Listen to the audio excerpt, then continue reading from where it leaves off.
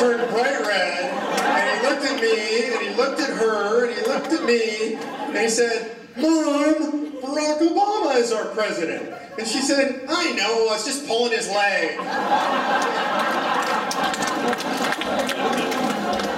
Now, I tell you that story because it's just a hoot, and Alice is really funny, and I love her to death. But the real reason I tell you that story is because Alice is 100 years old. She's still fighting for liberty. She's still willing to do what she can to stand up. In her case, all she can do anymore is pay attention to the news and write the checks.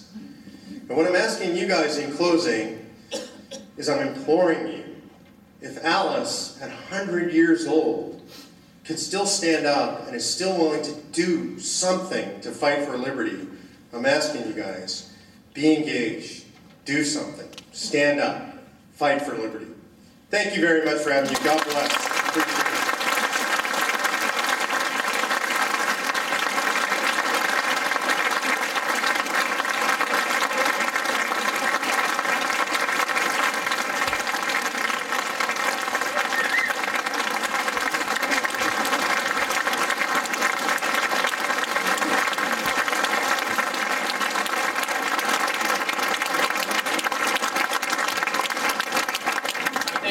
We're going to have the Q&A in just a second.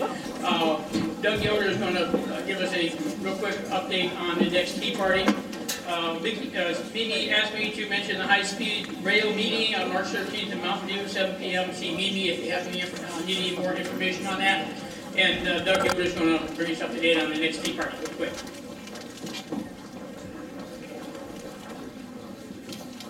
Well, I don't know about you, but I am profoundly inspired. What a great talk. So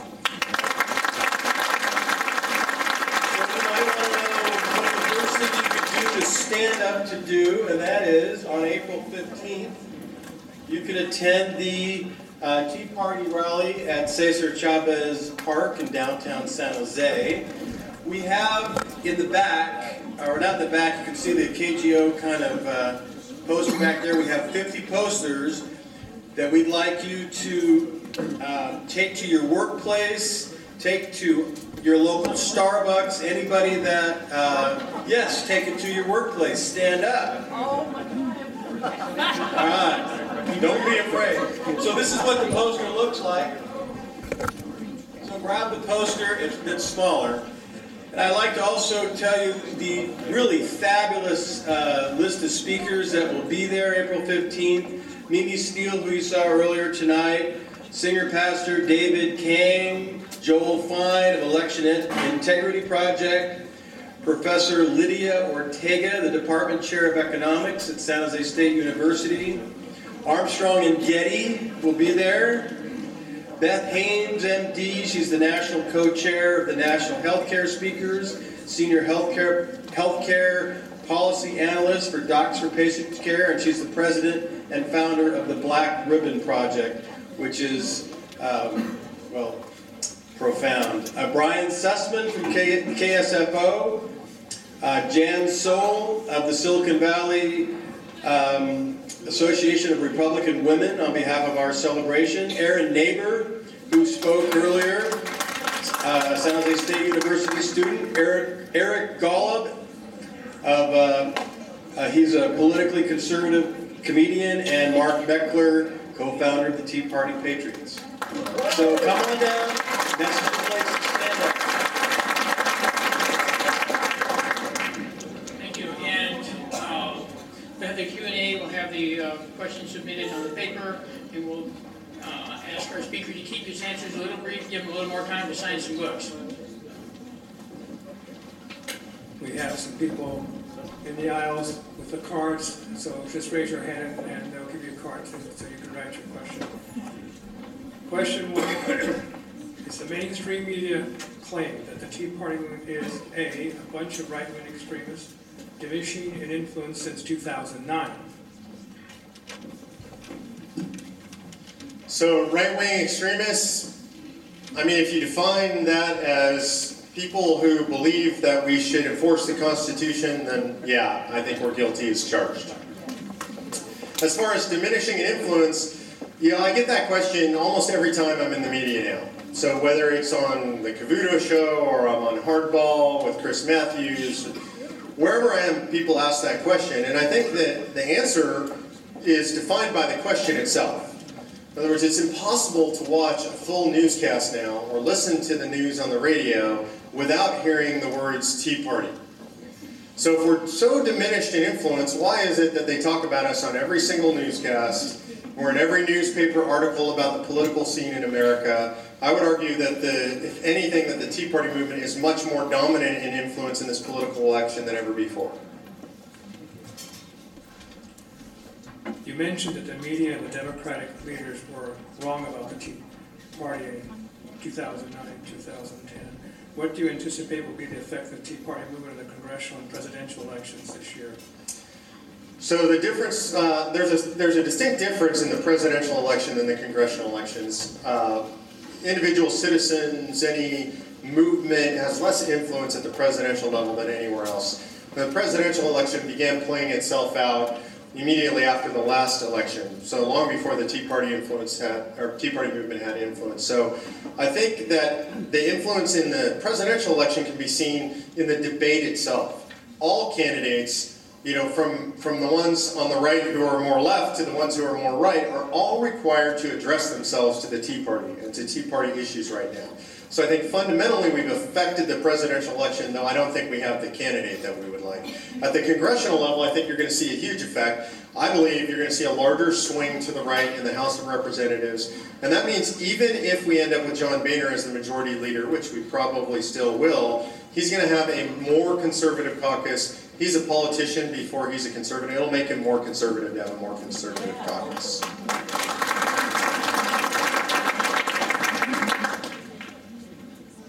A lot of people who should know better have compared the Tea Party movement to the Occupy movement. What is your response to this?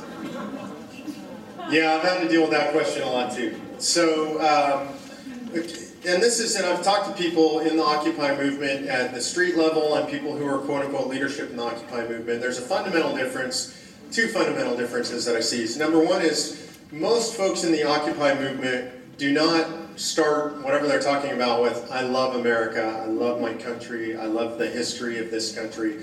So there's not a fundamental love for America in that movement that I've seen in the Tea Party movement. Number two is, look at the criminal records. On one side you have none on the Tea Party. I mean, literally we have millions of people come out and protest. I'm not aware of a single arrest.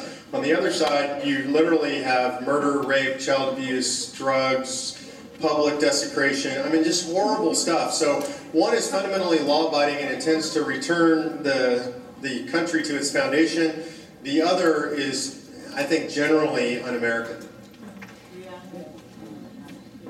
What was Andrew Breitbart's impact on the Tea Party Patriots? Wow. So Andrew, everybody, now that Andrew has passed, everybody wants to say that they were Andrew's friend. And it's amazing how when somebody passes away, everybody knew them, right? I knew Andrew in passing. I'd spent a few hours with him. He was supposed to be at our summit in Phoenix a year ago, February, and he no-showed, which is, Andrew goes everywhere. I mean, and he meets his commitments. That's just who he was. And he didn't show up, and we heard he had a conflict, and he ended up calling me on my cell phone during the middle of the event, and he told me that he was in the hospital. And so I knew about Andrew's health problems, and he told me that his blood pressure was so high they were freaking out on him, and they wanted him to slow down, and that he could never slow down, and he would never slow down, but that he was going to be okay.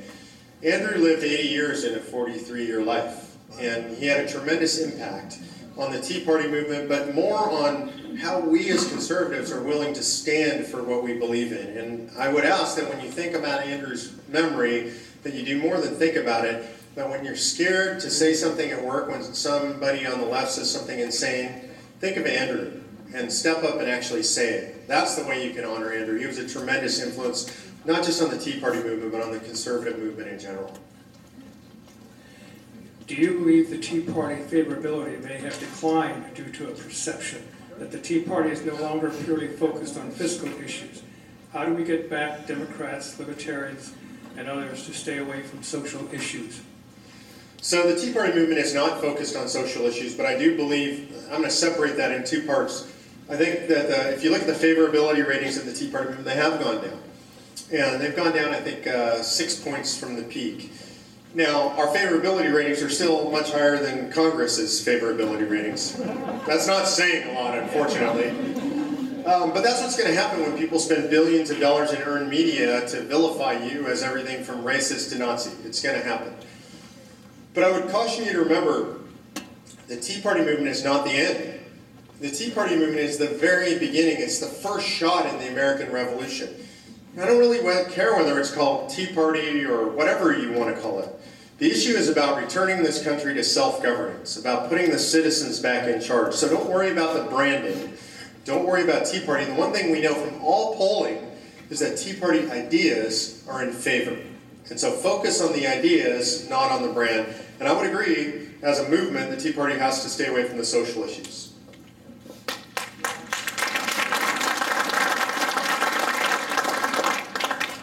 Liberals want bigger and more powerful government. You say we can have common ground with liberals. Where? So what liberals want is to be in charge of their own destiny as much as anybody. And if you have the discussion, I mean, I think you'll be surprised if you have the discussion in the way that I described. Now look, there are huge government liberals. They exist. There's lots of them. There are huge government Republicans. All right? I mean, if you look at the current crop of presidential candidates, we've got a bunch of them up there that have been in favor of huge Republican government. Look what the Republicans did to us in the 90s. So I don't think that we can blame the liberals for big government.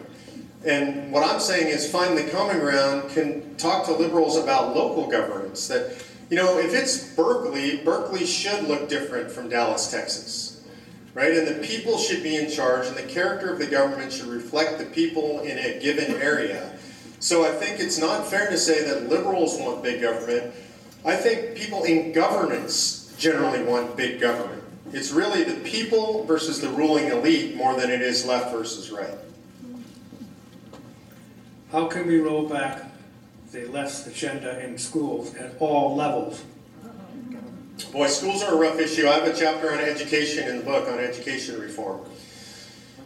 It's a long process. We can't fix education overnight. I think, you know, choice is the biggest thing, returning choice to parents. I think fighting the teachers' unions is a big thing. I just heard today that the #1 donor in California, the teachers' unions, right? The #1 lobbying effort in California are the teachers' unions. So, and unfortunately, the unions represent the teachers and not the students. And there's a distinct difference. I love teachers. Thank God for all the committed teachers that are out there. But we need to remove all the rules that fetter the great teachers from doing the great teaching, from the extraordinary teachers rising up and being paid more. We need to change those rules. We're not going to do it overnight. It's a 40-year plan, really. It takes raising kids who believe what we believe, having them come up through the system. We have to be willing to be committed for the long haul. Is the economy getting better because Barack is a genius? Or because we're all anticipating a change to the right? So the premise of the question is that the economy is getting better, and I don't believe that. What I know is that the government manipulates the numbers. And when I say the government, again, I want to be clear. Republicans manipulate the numbers when they're in charge of the numbers, and Democrats manipulate them when they're in charge of the numbers. And so I don't trust the numbers. What I trust is when I go out and talk to people all across the country, my neighbors, the people I meet in Ohio or upstate New York, I don't know people who are feeling the improving economy yet. I'll believe it when I travel around the country and I meet a bunch of those people. I think getting term limits at the federal level is necessary if we are to regain control of our country. Do you think this is possible? And if so, how would we go about accomplishing this? So we tried for federal term limits and we passed term limits. 23 states passed it, and the Supreme Court said it was unconstitutional. So it can be done. It would have to be done by a constitutional amendment, but I don't really believe that's the solution. We have term limits in this country. We throw them out. And we have that right every 2 years. We can turn over the entire House of Representatives. The problem is we have an incumbency machine in this country. Most people don't realize this. In 2010, the historic sea change year, only 4 members of the House lost their seats in the primaries. 4 out of all of them in the whole country. 69% of incumbents ran unopposed in the primaries. So the primary system doesn't work anymore. We don't have primaries. 85% of districts are fixed in the general election, meaning they won't change hands, meaning only 15% of us actually have a vote that matters in the general election. I'm going to throw out a plug for a program called the Campaign for Primary Accountability. You should look this up online. The goal is to throw out as many Republicans and Democrats in the primaries in the House of Representatives in 2012 as possible, and it's done based on favorability rating. If their constituents don't like them, whether they're Democrat or Republican, they should go. Campaign for Primary Accountability. If you Google that, you'll find their website, and you'll find they've already had some victories. What is the Tea Party's position on the 2012 presidential election? Will you oppose Obama? Or subtly oppose him? So, I think it's pretty clear that the Tea Party movement at large opposes Obama. But it's not Obama, and we have to be careful. It's not about personality. It's not that people don't like him on a personal level. It's that they don't believe what he stands for, that they believe what he stands for is something that America was never meant to be. So what I think you'll see is that folks in the Tea Party movement are going to fight to put somebody in the White House that's not Barack Obama.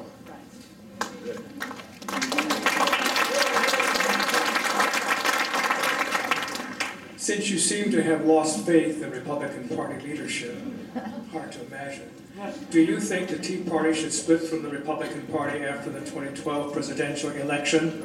So that's really the third party question. I get that all over the place too. You know, history has not been kind to third parties. And historically, they split the vote of the party with which they're most closely aligned. In this case, that would be traditional Republican values. And so it hasn't worked out very well. I fear that it could happen. I mean, if the parties continue to fail to respond to the populace, there could be a third party effort. I'm not personally in support of it. Has the left offered money to the Tea Party Patriots for the member donor list? No. And it would never be sold. I mean, so I actually, my background is as an internet advertising and privacy attorney. And I actually crafted the Tea Party Patriots privacy policy so that those lists, the email list, can never be used by anybody else. So unless they change it sometime in the future, that list is not available for anybody's use.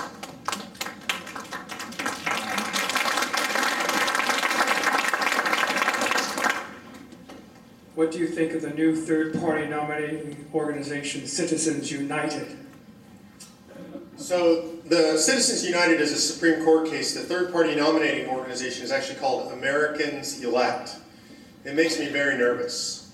I know some of the people behind it. I don't trust them, not in the sense that I know them to be people of bad faith, but I don't really understand or like what they're up to. And I think that we have a process. The process fundamentally works, and we need to work our way through the existing process. The idea of some shadow organization nominating a third-party candidate by direct vote, it makes me very nervous. I'm uncomfortable with it. And if you guys don't know about that, you want to go look up Americans Elect. This is an organization that's raising money and has qualified to put a third-party independent candidate on the ballot in a bunch of states. They're trying to get qualified in all 50 states. And so Lord knows what would happen out of that. As you remarked, our school system no longer teaches the foundation of liberty. What have you found can be effective in awakening the hunger for liberty in our children? You know, so I'm going to combine this with another question that I always ask is, where are the kids?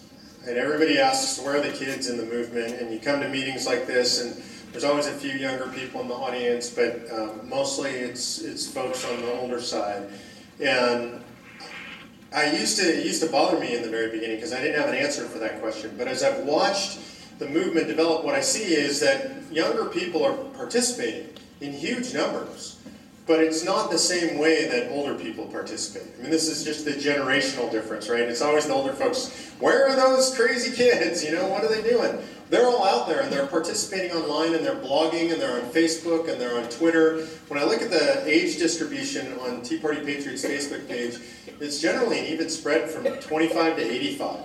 It's just that the kids are far more active online than they are in places like this. We talk differently than they do. We organize differently than they do. The way you inspire the kids, though, it's all about opportunity. It's interesting. The Tea Party movement has started to take off in Europe. Did you guys know this?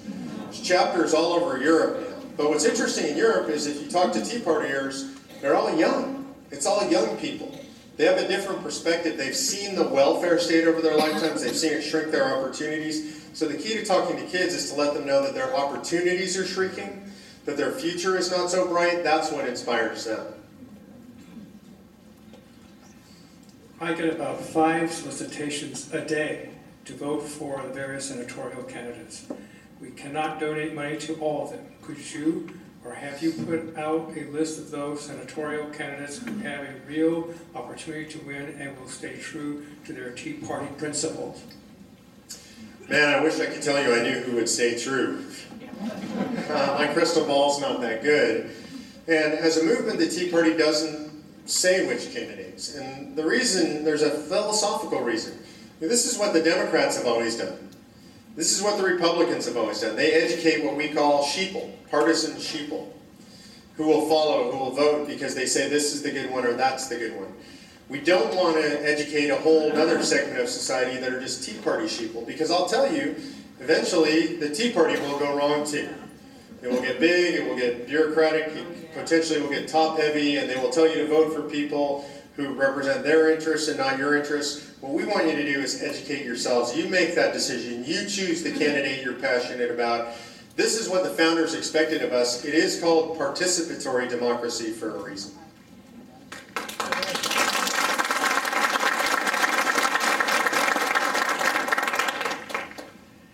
What is your view of Sheriff Arpaio's finding regarding a possible criminal forgery of Obama's birth certificate and selective service registration, and what action can we take to overcome media bias on this matter? So, I haven't read the sheriff's findings. I've met Joe a couple of times. I'm not sure what a sheriff is doing engaged in that particular debate. He's got a lot of big problems in his own county there in Maricopa County. It's not to be critical of him, but I know a lot of law enforcement there in Maricopa County, and they would like it if he was paying attention at home. I think right now, today, in this moment, we're facing the biggest presidential election of our lifetimes, the biggest congressional election of our lifetimes.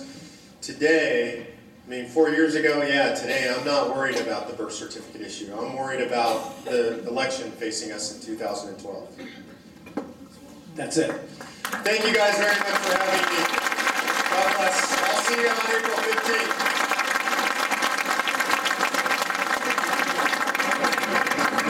All right, thanks very much. I want to present the certificate of appreciation to Mark for the wonderful presentation today.